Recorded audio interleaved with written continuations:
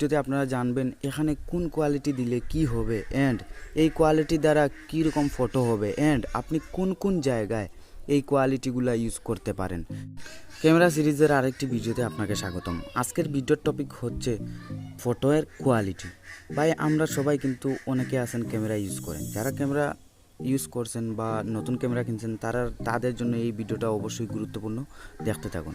যারা নতুন ক্যামেরা কিনছেন তাদের একটা সমস্যা হয়, সেটা হচ্ছে ভাই কোয়ালিটি কত দিব। এখানে আমাদের অনেক বড় বড় ভাইয়েরা আমাদেরকে একটা দেখিয়ে দেয় অ্যান্ড আমরা আরেকটা করি। তো গাইস এই ভিডিওতে আপনারা জানবেন এখানে কোন কোয়ালিটি দিলে কি হবে অ্যান্ড এই কোয়ালিটি দ্বারা কীরকম ফটো হবে অ্যান্ড আপনি কোন কোন জায়গায় এই কোয়ালিটিগুলো ইউজ করতে পারেন, সেটা সম্পূর্ণ এই ভিডিওতে জানবেন। তাহলে চলুন শুরু করি। আমাদের অনেক বাইরে আমাদের দেখে দে এখানে 6 MB আছে, 8 MB আছে বা 5 MB আছে, 3 MB আছে।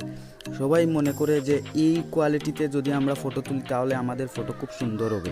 আর অনেক ভুল ধারণা আছে। এখানে দেখা যায় অনেকে বলে যে ভাই যদি 5 MBতে দেও তাহলে তোমার ক্যামেরাটা সুরক্ষিত থাকবে অ্যান্ড তুমি ফটো বেশি তুলতে পারবে।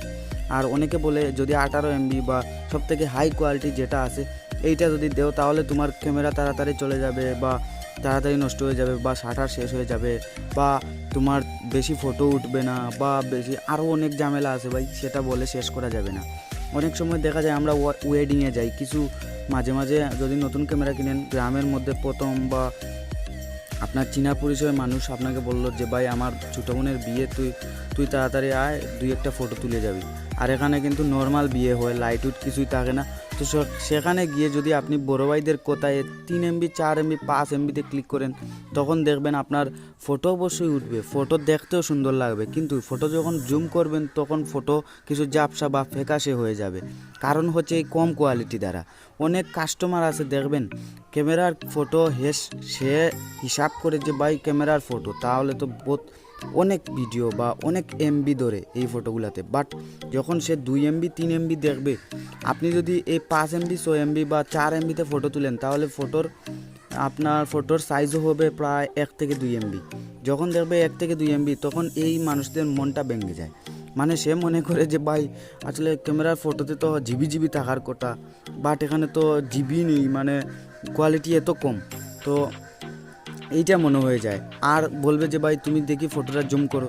যখন জুম করবেন তখন দেখবে মুখটা ঝাপসা হয়ে গেছে, আপনি যেই জায়গায় ফটো তুলবেন সেই জায়গায় ঝাপসা, তখন তার আরও সন্দেহ বেড়ে যায় অ্যান্ড আপনি এরকম করতে করতে আপনি অনেক প্রোগ্রাম আপনি পাবেন না। তো গাইস এইরকম সমাধান করতে হলে অ্যান্ড আপনি কোয়ালিটি সম্পর্কে বুঝতে হলে এই ভিডিওটা দেখেন। এখানে যদি আপনি যতই কোয়ালিটি দেন আপনার ক্যামেরাতে সম্পূর্ণ কোয়ালিটি, যদি মনে করেন আপনার ক্যামেরা 18 মেগাপিক্সেল, আমার একটা ক্যানন 660 অ্যান্ড আমার এটা বেস্ট হচ্ছে 18 মেগাপিক্সেল। দেখেন আমি যদি 18 মেগাপিক্সেল ব্যবহার করি তাহলে ফটোটা খুব ক্লিন ফটো অ্যান্ড খুব সুন্দর একটা ফটো দেয়, খুব ক্লিন অ্যান্ড নাইস একটা ফটো দেয়। যদি আপনি এখানে 4 MB ব্যবহার করেন, যদি আমি মনে করলাম এখানে S3 মানে 0.3 MB এটা যদি আমি ব্যবহার করি তাহলে এখানে ভিডিওতে দেখা সম্ভব না, বাট আপনি ট্রাই করে দেখতে পারেন, ভিডিওটা ফটোটা অনেক ঝাপসা হয়ে যাবে।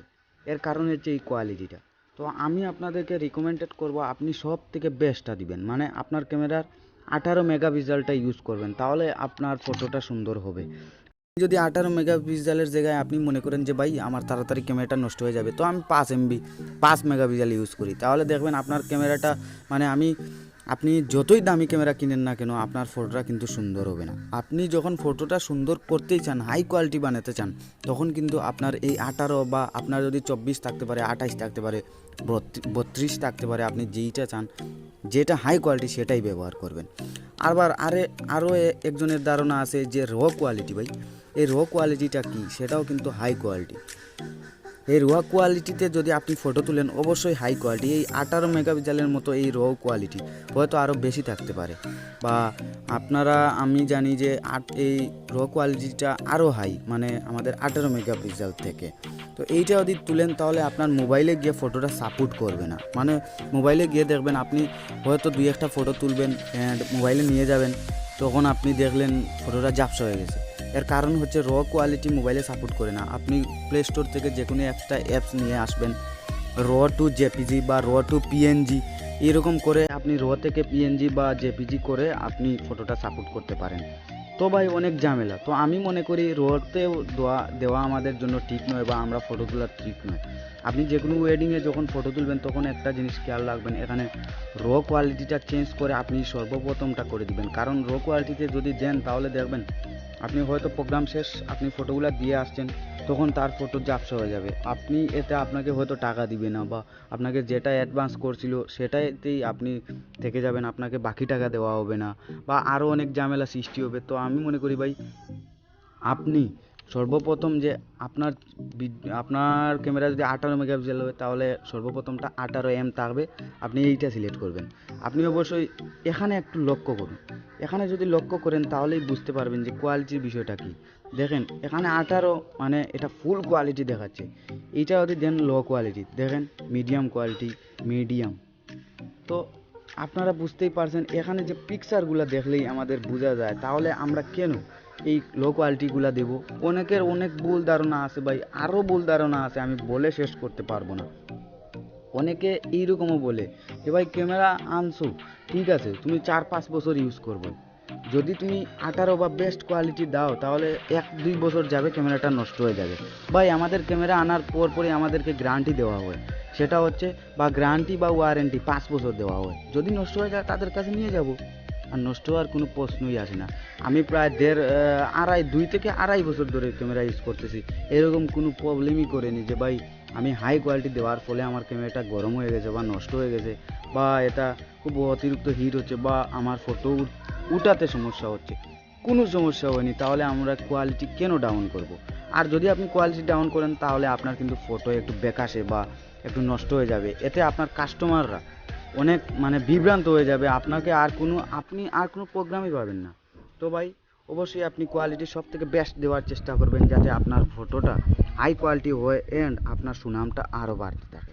তো গাইস আজকে এই পর্যন্ত, সবাইকে ধন্যবাদ। আর যদি আমার ক্যামেরার সিরিজগুলো দেখতে চান ভিডিও ডিসক্রিপশনে লিঙ্ক আছে, আই বাটনে আছে, যে কোনো জায়গায় আপনি গিয়ে দেখতে পারেন।